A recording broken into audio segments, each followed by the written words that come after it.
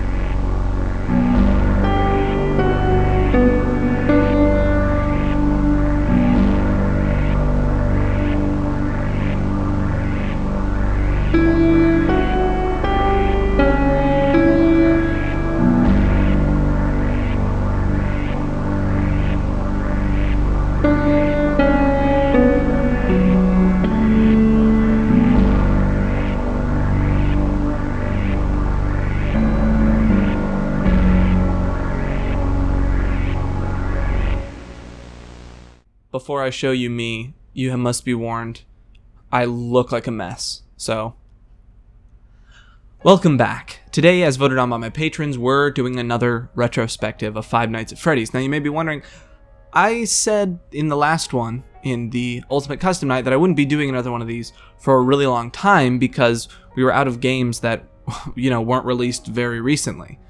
Well, we're not talking about the games. Today we're talking about the books. This is going to be the first in a three-part series talking about the Five Nights at Freddy's novels, starting with the first, The Silver Eyes. This has been a difficult few weeks for Five Nights at Freddy's, with Scott Cawthon retiring and the controversy before that, but what I want to do today is just take a look back at some nostalgia with this first retrospective of the Five Nights at Freddy's novels.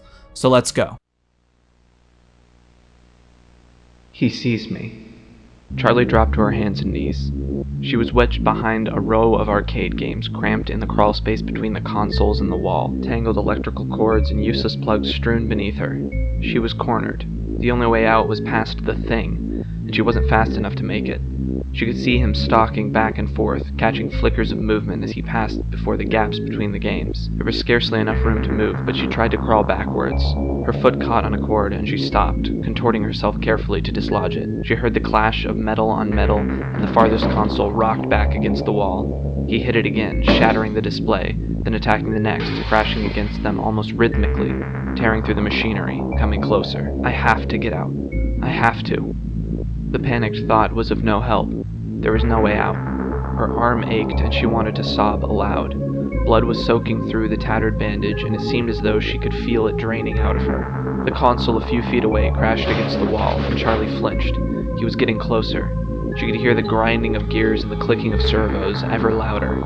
Eyes closed, she could still see the way that he looked at her, see the matted fur and the exposed metal beneath the synthetic flesh.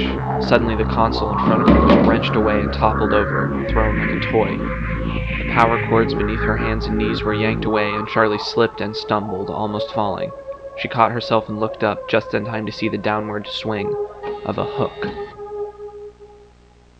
So this novel came out at a really interesting time, between FNaF 4 and FNaF World. The movie had already been announced, so this was an exciting time for non-game FNaF media. Originally teased under the title Five Nights at Freddy's The Untold Story, the cover really made people think about Five Nights at Freddy's 4 with the red background, the forest, and the animatronic silhouetted. It looks like the Five Nights at Freddy's 4 menu.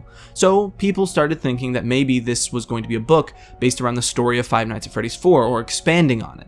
And that made sense. It was the first one with real characters aside from like Phone Guy, and there was dialogue and story elements that weren't quite as cryptic. And then the real name was revealed, The Silver Eyes. There were a lot of theories as to what this could mean, the main one being a reference to the fact that Golden Freddy and the puppet, and most animatronics when they're possessed, have those pinpricks of white light in the black eyes. But the wait was finally over in December of 2015 when it was released as an ebook and a paperback. I got it as an ebook the first day and read it over the course of 2 days. So let's get started. Charlie rested the back of her hand against the aged wooden door and gently guided it open, bracing herself against what might be inside. Whatever she was expecting, this wasn't it. It was a closet, the inside extending off to her left, about 8 or 9 feet into the darkness. There were horizontal poles mounted along the walls where hangers had once been. Square shapes imprinted in dust filled her mind with images of boxes, maybe speakers. As she stepped inside, she pushed the door open all the way, trying to let in as much light as possible. As she walked further in, she let her hand drag along the wall. Although nothing was there now, she could feel heavy cloth, coats, and sweaters hanging. No. These were costumes. Costumes had hung here in the dark, hiding their colors but allowing themselves to be felt by every cheek and small hand that passed through.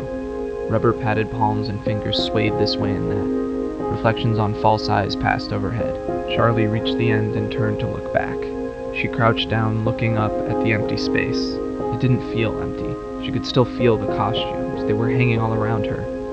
There was someone else in the closet with her, kneeling down at her own height. It was her friend, the little boy, my little brother. They were both playing and hiding together as they always did. This time was different. The little boy looked up toward the door suddenly, as though they had been caught doing something they shouldn't have been doing. Charlie looked up as well. There was a figure in the door.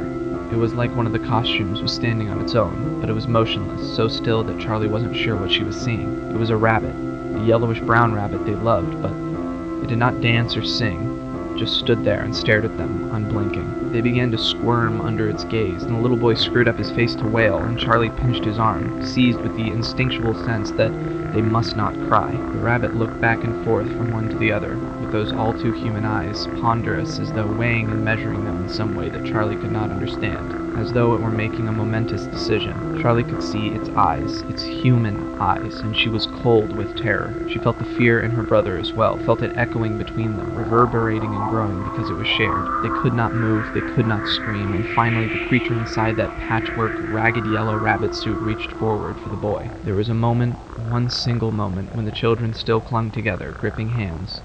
But the rabbit snatched the boy to his chest, yanking them apart, and fled. From that moment, the entire memory shattered with piercing and unrelenting screams. Not her brother's, but her own. People rushed to help. Her father picked her up and held her, but nothing could console her. She screamed and screamed louder and louder. Charlie snapped back from her dream, the sound still high and painful in her ears. She was crouched down in silence. John stood at the door, not daring to interrupt. So the story wasn't actually based on any existing game. It was an original story with original characters and original plot points, based in the Five Nights at Freddy's universe. So here's the concept. A spoiler alert, by the way. 10 years before the events of the book, a series of disappearances occurred at Freddy Fazbear's Pizza, eventually causing it to close. Michael, one of the missing children, is now having a scholarship and a memorial in his name. So now Michael's old friends are coming back to their hometown to visit in honor of Michael. The main character, Charlotte or Charlie, was the daughter of the owner of Freddy Fazbear's Pizza. When the group decides to go and check where Freddy Fazbear's used to be, they realized it was never torn down, just built around. So before we analyze the community aspects or the way the story is told and things like that, let's just go over the major plot points. Charlotte arrives in Hurricane, Utah, the hometown, and visits her childhood home. After getting creeped out, she goes and meets her friends at a diner. It's getting late and the next day is the memorial, but they decide to go and check and see what happened to Freddy Fazbear's. They discover an old failed mall project had been built there, but when they go inside to explore, they realize that Freddy Fazbear's was never torn down, it was just built around. So they head inside, realize that almost everything is untouched, get a little creeped out, and then head back to go to sleep at a hotel for the memorial tomorrow. The next day, the group meets up with the rest of their friends from childhood and go to the memorial. Afterwards, one of Charlie's friends, John, tells her that he remembers seeing a golden version of Freddy right before Michael disappeared. With the now complete friend group, they head over to Freddy's to check it out again, and they realize that all of the power works and the animatronics still work. An accident with the animatronic control panel leads Charlie's arm to get slashed, and they head home. The next morning, Charlie remembers and then tells John about the restaurant that her father owned before Freddy's. John and Charlie drive to the town over where the restaurant used to be, and it's still there, albeit with almost all of the stuff removed. Fredbear's Family Diner, which had a golden version of Bonnie and Freddy. When they go inside, a repressed memory surfaces in Charlie, and she remembers that she had a twin brother that was kidnapped from Fredbear's Family Diner when they were very young. She remembers they were kidnapped by someone in a golden suit. Afterwards, the group heads to Freddy's once more, but is caught by the mall security guard, Dave. However, he lets them explore, and it's very clear that something's off about him. While everyone's distracted, Dave suits up in a golden Bonnie suit and kidnaps Carlton, one of the friends and the son of the chief of police. The group goes and brings the police, and Carlton's father, to the scene to tell them that Carlton has been kidnapped. However, when they get back, the door to the pizzeria has been chained shut. The chief of police, Carlton's father, doesn't quite believe the story because Carlton's always been sort of a prankster. Later, Charlie reveals to John that after Michael's disappearance, Charlie's father killed himself. This led to the rumor that he was the killer. A police officer, Dunn, Glock's out for Dunn, goes to search the restaurant for Carlton the next day, but is killed by Dave. John and Charlie discover that Dave's real name is William Afton, and he was the co-owner with Charlie's father of Fredbear's Family Diner. Meanwhile, Carlton has been trapped inside of a springlock suit by Dave, aka William. Jason, one of the friend's younger brother who tagged along, runs away and goes back to Freddy's to try and find Carlton. The rest of the group follow him, and they end up finding Carlton, but unfortunately, the animatronics in the restaurant have come to life and are now chasing them. William explains that the animatronics are possessed and will not tolerate intruders, when just in time before the animatronics get them, Golden Freddy, who's revealed to have Michael's spirit in it, lets them go, just in time for the chief of police to show up. However, before they're finally able to escape the pizzeria, Charlie is attacked by William in his springlock suit. However, with Charlie's extensive knowledge of springlocks, because, the creator was her father, she's able to activate the springlocks while he's inside, and William is presumably dead. The animatronics drag his corpse into the darkness. Eventually, all of the characters have to go their separate ways, and the book ends with Charlie having a memory of her father while visiting his grave. So that was the basic plot. For me, it is the perfect Five Nights at Freddy's narrative. Part of it is just fun. A group of friends work together to go on this fun adventure. There's also the aspect of mystery to it. Who is the killer? Where was the original restaurant? What are these memories that are surfacing in Charlie? It adds that mystery that you need in a piece of Five Nights at Freddy's content. There's horror, adventure, and legitimate emotional connection. And it doesn't go over the top. We'll talk about it later as we get into the further books, but let's just say the books aren't immune to the sci-fi-ification and the complication that happens with the games. But the simplicity and the human connection in this book makes it, in my opinion, the best interpretation of the Five Nights at Freddy's lore ever. On a more analytical note, there's a lot more to say here. The main cast of characters work together really well. John and Charlie clearly have a thing going on, but it's not overbearing, it doesn't get in the way of the story, and it's actually a really good way for Charlie to have someone to sort of explain certain parts of the story and work through her trauma and experiences. Jessica and Charlie are clearly really good friends, and Jessica and Carlton have a really great back and forth that's really entertaining. Even the more sideline characters like Marla, Lamar, and Jason still have really interesting things about them, and they're very multifaceted. Lamar has a good sense of humor and is clearly a very intelligent and stand-up person. Marla is a little overexcited but is a genuine friend. And even Jason, who's just like an 11-year-old who plays video games, actually has an interesting role in the story and is important to the plot. Dave is a legitimately creepy and fun antagonist, and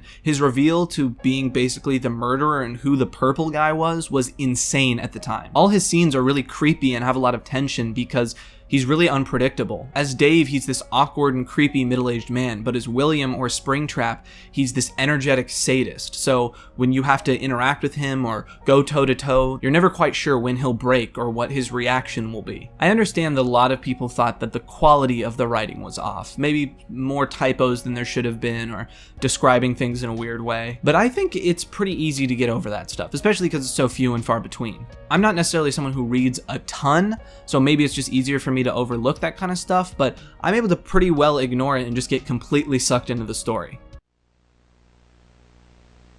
Dave set the costume he was holding down and reached up to undo the final piece of his own.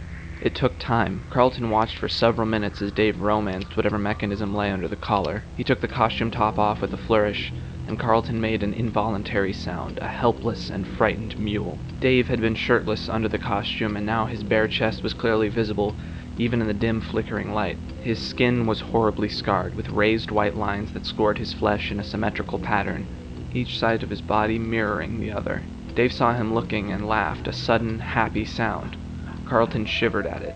Dave raised his arms in front of his body and turned slowly in a circle, giving Carlton ample time to see that the scars were everywhere, covering his back like a faint lace shirt, stretching to the waist of the rabbit pants as if they continued all the way down.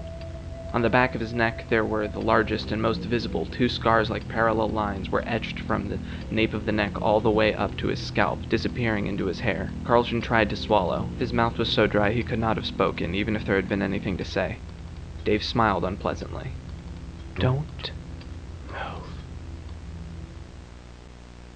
So the initial reaction from the community for the book was a little mixed. Like I said, some people thought the quality was a little low, but generally pretty positive. Mostly because this was the most clear and concise story we'd ever got out of Five Nights at Freddy's.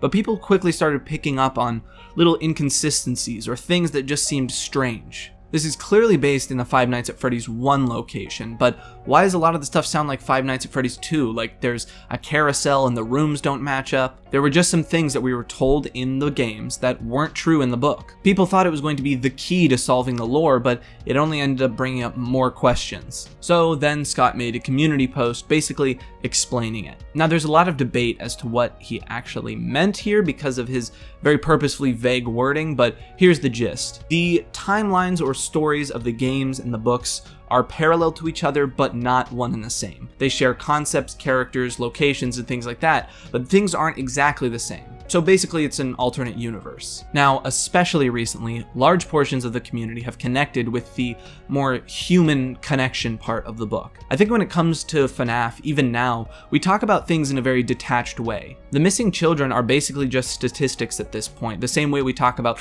a location or a year. But the Silver Eyes was able to show us the effect of, child murder on a really personal and real scale. When asking on Twitter what your guys' favorite moments were, there was some pretty classic horror scenes in there, but there was also a lot of emotional ones. Parts where the animatronics aren't even present, like the memorial scene. Nothing scary, no animatronics. It's just a family trying to hold it together, a group of friends in mourning, a town that is still reeling with the tragedy that happened 10 years ago. It's a side of FNaF that we don't see much of, and while it's not as popular as I think it deserves, there has been quite a bit of community content built around it. Project Charlotte, I think, is probably the most interesting and exciting piece of community content, a graphic novel / comic retelling of the Silver Eyes story. Seriously support the artist because it's great work and I've been following it for a while now. There's more bigger projects, of course, but a lot of that stuff won't come in until later books, so we'll put a hold on that for now. And I know you may be thinking, isn't there already an official graphic novel for the Silver Eyes?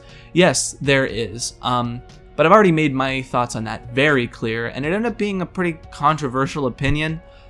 Just to not dwell on it, let's just say that when it comes to the graphic novel, the official one, the writing was not the most flawed part about it. One big thing to note here, though, is that when Sister Location came out after the Silver Eyes, when it name-dropped Mr. Afton at the beginning, that was huge. The Aftons was just a placeholder name for who the purple guy was, but now it's this family and this network, and it's such an important and core part of the story that I think we forget it was originally just Purple Guy's name. As it stands now, like I said, I think it really needs more fan focus and content. It's a fantastic story, a pretty easy read, and one of the better adaptations, official or otherwise, of the Five Nights at Freddy's lore. Carlton, still stuck in the spring-lock contraption, heard voices, people moving around. The others were here. It had to be them. And if they were looking for him, they would have to check the cameras. He stared up into the lens, willing himself to be seen. He could not wave or jump up and down. He tried rocking back and forth a little, but no matter how stiffly he held himself, he felt the press of the spring locks ready to give. "Just see me," he whispered aloud to no one, but all at once he felt as if he had been heard, felt an inexplicable sense of someone else's presence in the room. His heart began to race again, the adrenaline that had given out finding its second wind. It was only one of the costumes, slumped empty in the shadows, half hidden in the corner of the room. It was motionless, but its face was pointed directly at him, as if it were staring at him. Carlton looked back and realized that deep within the recesses of the costume's eye sockets were two tiny glints of light. He felt muscles twitch, a restrained shudder running through his body, not quite enough to get him killed. He did not look away. As Carlton held the creature's gaze, he felt himself begin to calm. His heart's pounding eased and his breath grew even. It was as though suddenly he were safe, though he knew the suit he was wearing was still only one flinch, one startled jump from killing him. Carlton kept looking at those two pinpoints of light, and as he did, he heard a voice. In a gasping instant, it was as if all of the air had been sucked from his lungs. As the voice spoke, that voice he would have known anywhere, that voice he would have given anything to hear again, Carlton began to weep, using all his will to keep his body from shaking. The eyes in the dark were intent on his face as the voice went on, speaking secrets to Carlton in the ringing silence, telling him things that he dreaded, things that someone had to hear. It was Michael. I actually have some personal connection to this book.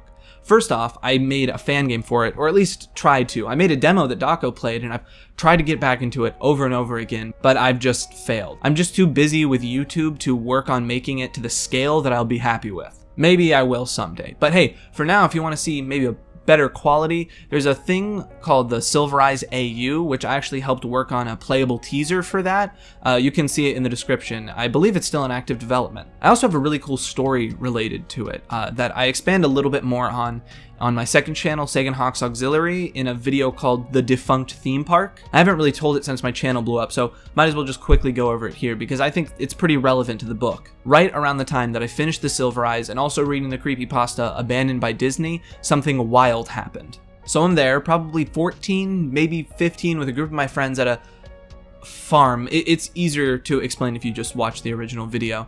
And I've got abandoned pizzeria, animatronics, theme park in my mind. And then, past some trees, I see these huge, like, wooden poles shooting up. And I'm like, this is gonna be an abandoned theme park. Because, you know, it didn't actually make any sense, and the likelihood of that being it didn't make any sense, but, you know, that was just on my mind. And we walk through, and it's just a petting zoo. So I'm like, oh, okay. And then we keep walking, and behind some more trees, we see another pillar.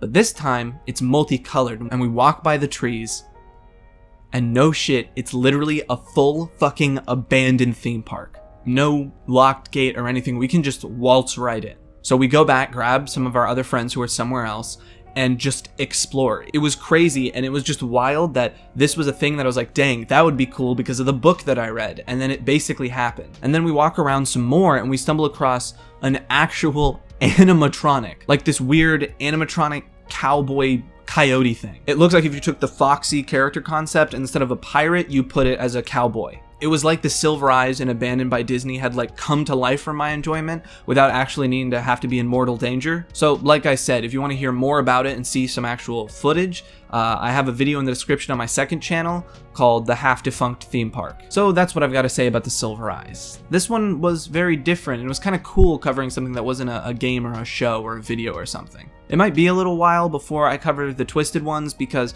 I'm going to need to reread that all the way through, and I've got some other videos in the works, but will be coming back to this series. Let me know what you thought of this video in the comments and suggest what I should cover next on my Twitter. You should also follow me there because that's where I'll be announcing when I'm streaming at twitch.tv/SaganHawks.